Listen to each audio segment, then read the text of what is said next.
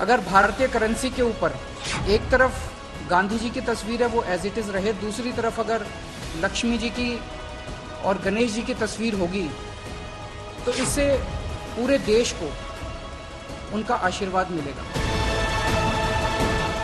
उसके साथ अरविंद केजरीवाल की भी फोटो सटा दी, लगा दी और बस पर गया। गुजरात में जो सर्वे हुआ है उसमें आम आदमी पार्टी को 0 सीट आ रही है।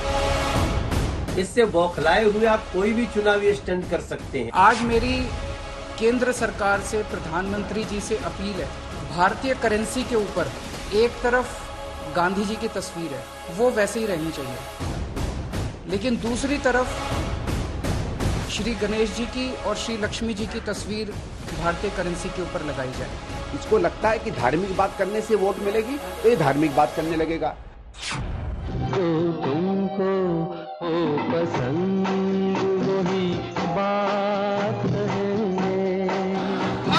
बॉलीवुड की फिल्म का पुराना गाना है, जो तुमको हो पसंद वही बात कहेंगे। जो तुमको हो पसंद वही बात कहेंगे। तुम दिन मुझे लग रहा है आप लोगों की जितनी ऊर्जा देखी है तो मैंने, जितनी एनर्जी देखी, इसमें से कुछ टीवी वाले तो चला रहे होंगे, वो देख रहे होंगे वहाँ पे बैठ के। हो पसंद वही बात कहेंगे। गुजरात और हिमाचल प्रदेश के चुनाव में आम आदमी पार्टी पूरे दमखम के साथ मैदान में है। इत्तेफाक देखिए, हिंदुत्व की पिच पर बीजेपी को टक्कर दे रही आम आदमी पार्टी के मुखिया ने एक ऐसा जोरदार आइडिया पेश किया जिसके बारे में दावा है कि वो हिंदू वोट पाने के लिए दिया गया है। आज मेरी केंद्र सरकार से, प्रधानमंत्री जी से अपील है, भारतीय करेंसी के ऊपर एक तरफ गांधी जी की तस्वीर है वो वैसे ही रहनी चाहिए, लेकिन दूसरी तरफ श्री गणेश जी की और श्री लक्ष्मी जी की तस्वीर भारतीय करेंसी के ऊपर लगाई जाए। जैसा मैंने कहा कि हमें अपनी अर्थव्यवस्था को सुधारने के लिए, भारत को आगे तरक्की देने के लिए बहुत सारे एफर्ट्स की जरूरत है, लेकिन उसके साथ साथ देवी देवताओं के आशीर्वाद की भी जरूरत है। अरविंद केजरीवाल का मानना है कि अगर उनकी बात मान ली गई तो लक्ष्मी और गणेश भगवान के आशीर्वाद से हिंदुस्तान की इकोनॉमी दुरुस्त और रुपए की कमजोरी खत्म हो जाएगी। हम सब लोग पूजन करते हैं, सब लोग भाव से पूजन करते हैं, तो अगर भारतीय करेंसी के ऊपर भी ये हो, मैं ये नहीं कह रहा ये करने से मात्र से केवल अर्थव्यवस्था सुधरेगी, बहुत सारे एफर्ट्स करने की जरूरत है, लेकिन वो एफर्ट्स तब फलीभूत होते हैं जब देवी देवताओं का आशीर्वाद होता है।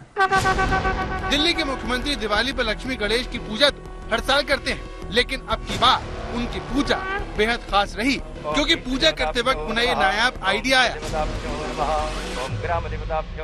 अभी परसों दिवाली का जब पूजन कर रहे थे तो उस वक्त मन के अंदर एक भाव आया, उस वक्त मन के अंदर एक ये बहुत स्ट्रांग भाव आया कि अगर भारतीय करेंसी के ऊपर अगर ऐसा हो।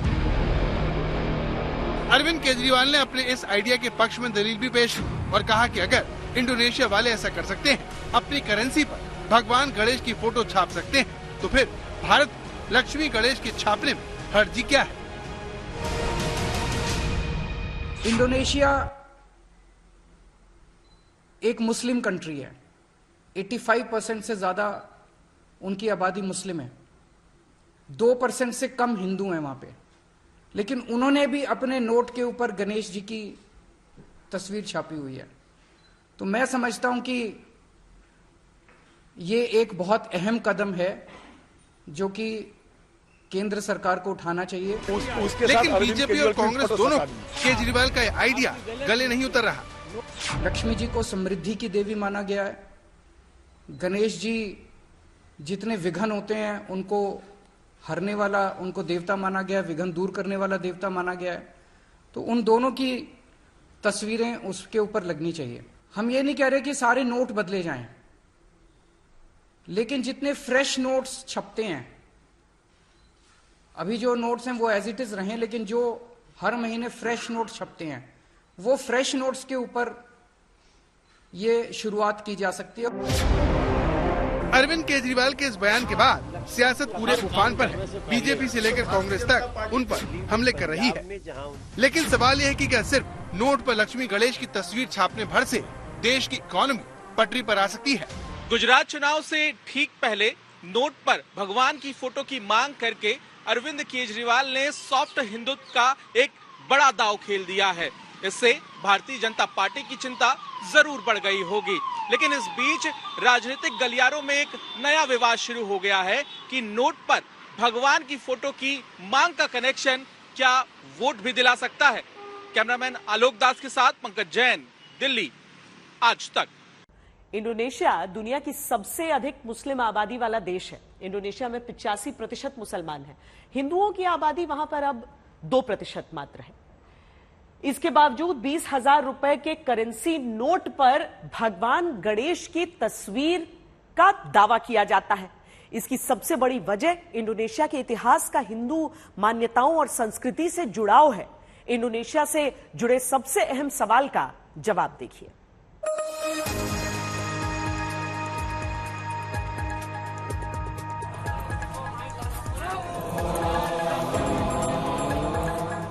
इंडोनेशिया भले ही मुस्लिम देश हो, लेकिन वहाँ पर आपको हिंदू धर्म और उससे जुड़े प्रतीक आसानी से दिख जाएंगे।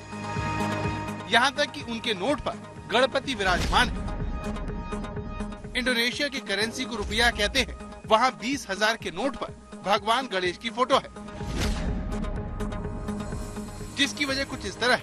इंडोनेशिया में भगवान गणेश को शिक्षा, कला और विज्ञान का देवता माना जाता है। कहते हैं कुछ साल पहले इंडोनेशिया की इकोनॉमी बुरी तरह लड़खड़ा गई थी। वहाँ के राष्ट्रीय आर्थिक चिंतकों ने बहुत विचार कर 20,000 का एक नया नोट जारी किया, जिस पर भगवान गणेश की तस्वीर को छापा गया। बात आज से 25 साल पुरानी है। साल था 1997।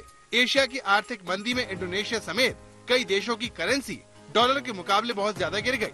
देश में भयंकर आर्थिक संकट खड़ा हो गया। इसे संयोग कहें या कुछ और, लेकिन ये बात सच है कि 1998 में 20,000 के नोट पर गणेश जी की फोटो छापने के बाद अगले साल 1999 में ही इंडोनेशिया की आर्थिक हालत और वहाँ की मुद्रा की स्थिति में तेजी से सुधार हुआ। हम इस बात का टेस्ट कर रहे हैं कि जो एक सोशल मीडिया पर आज तक संवाददाता श्वेता सिंह जब इंडोनेशिया गई थी, तब उन्होंने इस मुस्लिम बहुल देश में रिपोर्टिंग के दौरान पाया कि इस देश में गणेश ही नहीं बल्कि वहाँ की सेना का मैस्कट हनुमान जी है। बल्कि वहाँ की सेना से लेकर प्रसिद्ध पर्यटन स्थल तक पर हिंदू देवी देवताओं की मूर्ति लगी हुई है। कुल मिलाकर इंडोनेशिया पर हिंदुस्तानी संस्कृति का बड़ा प्रभाव है, जो उसके नोट में भी दिखता है। देखिए, ये 20,000 का नोट है जिसमें गणेश जी की तस्वीर है। हाँ, सही बात है। ये गणेश जी की तस्वीर है और यहाँ के लोग गणपति भगवान में बहुत ही बिलीव करते हैं। 1998 ये है साल जब ये छापा गया था। लेकिन आपको हम साथ में ये भी बता दें कि अब ये करेंसी चलन में यहाँ पर नहीं है। ये उस दौर में जरूर काफी सालों तक इस्तेमाल होता था। अभी जितनी भी करेंसी यहाँ पर चल रही है उसमें कोई भी गणेश प्रतिमा के साथ कोई भी किसी में भी गणेश जी का चित्र नहीं है। बहुत अहमियत है विष्णु जी की सवारी गरुड़ देव की। ये करेंसी में देखिए, यहाँ पर इनके प्रतीक चिन्ह के तौर पर राष्ट्रीय प्रतीक चिन्ह है इंडोनेशिया का, और साथ ही यहाँ पर बैंक, एयरलाइन सब गरुड़ के नाम से। गरुड़ के नाम से इनका नेशनल एम्बलम भी गरुड़ा है, जो विष्णु का रूप है गरुड़ा। उसके ऊपर उन्होंने लिखा है बिनेका तुंगल एका, means unity in diversity. Indonesia में लोगों का मानना है कि इसी वजह से अब वहाँ की अर्थव्यवस्था मजबूत है। तो क्या भारत में केजरीवाल इसीलिए ये सब कुछ करना चाहते हैं? बीजेपी का दावा है कि केजरीवाल ये सब कुछ गुजरात चुनाव की वजह से कर रहे हैं, जहां पर वो अपने प्रदेश अध्यक्ष के बयानों की वजह से काफी घिर चुके हैं। नरेंद्र मोदी ની સભાનો ખર્ચો કેમ નથી માંગતા તમે? કિસ્મનો માણસ ये का आदमी यहाँ पे रोड शो कर रहा है, तो ये का आदमी हमें ये संदेश दे रहा है। સભાનો ખર્ચો કેમ નથી માંગતા તમે? चुनाव के बीच आम आदमी पार्टी के प्रदेश अध्यक्ष गोपाल इटालिया के पुराने बयान काफी वायरल है, जिसमें वो हिंदू देवी देवताओं और रीति रिवाजों का मजाक उड़ाते हुए सुने जा सकते हैं। हे मारी दीकरीओ, कथाओं के मंदिरों में तमारू कई वळवानुं छे नहीं। ए शोषणना घर छे। जो तमारे तमारो अधिकार जोतो होय, आ देश ऊपर तमारे शासन करवुं होय, समान दरज्जो जोतो होय। इधर दिल्ली सरकार के पूर्व मंत्री राजेंद्र पाल गौतम की मौजूदगी में एक धर्मांतरण कार्यक्रम में हिंदू देवी देवताओं की भविष्य में पूजा नहीं करने की शपथ दिलवाई गई थी। इसके अलावा जिस तरह से दिल्ली में दिवाली पर पटाखों पर बैन लगाया गया, उसको आधार बनाकर बीजेपी ने केजरीवाल की तुलना औरंगजेब से कर दी। इन लोगों ने काम नहीं सिर्फ प्रचार किया है, सिर्फ इश्तेहार लगाए हैं। ये लोग प्रचार में तो हीरो बनते हैं और काम में जीरो हैं। बीजेपी का आरोप है कि इन सभी मुद्दों से ध्यान हटाने के लिए अरविंद केजरीवाल की तरफ से ये दांव चला गया है। केजरीवाल जी, आप जब दिवाली की पूजा कर रहे थे ना, तो मां लक्ष्मी भी और भगवान श्री गणेश भी, ये जो आपने एक्साइज पॉलिसी में पैसा मारा है, आपके भाई, आपके साथी मनीष सिसोदिया ने जिस प्रकार मोटा माल शराब माफिया के माध्यम से कमाया है, भगवान कभी माफ नहीं करेगा। लेकिन आम आदमी पार्टी की तरफ से लगातार केजरीवाल का समर्थन किया जा रहा है, जिसमें अब पाकिस्तान की भी एंट्री हो चुकी है। आम आदमी पार्टी के विधायक नरेश बालियान ने ट्वीट कर लिखा, बीजेपी वालों को अगर गणेश जी, लक्ष्मी जी से दिक्कत है तो वो पाकिस्तान चले जाएं। जय श्री गणेश, जय लक्ष्मी माता नहीं लिखा तो समझ जाना मित्रों, ये हिंदू विरोधी हैं। इसकी ना कोई धर्म की राजनीति है, ना जाति की है। इसकी नीरी वोट की और नोट की राजनीति है। इसको लगता है कि धार्मिक बात करने से वोट मिलेगी, तो ये धार्मिक बात करने लगेगा। राजनीतिक रूप में जब इसको ठीक लगता है तो प्रधानमंत्री पे हमला करता है, पर संघ पे कभी कोई चीज बोलता है, इसने कहा है। भारतीय जनता पार्टी और उसकी बी टीम की भाषा एक ही है, वो अपने स्वयं के कर्म में विश्वास नहीं है। गुजरात में आम आदमी पार्टी की नजर कांग्रेस को पीछे कर बीजेपी का विकल्प बनने की है। सवाल यह है कि क्या केजरीवाल का ये दांव पीएम के राज्य में उनकी तकदीर चमका सकता है। गुजरात में लक्ष्मी जी और गणेश जी के नाम पर अरविंद केजरीवाल ने चुनाव से पहले एक कार्ड खेला है और कहीं ना कहीं राजनीति इस तरीके की कर दी है कि अब देखना दिलचस्प होगा कि बीजेपी इसका जवाब किस तरीके से देती है।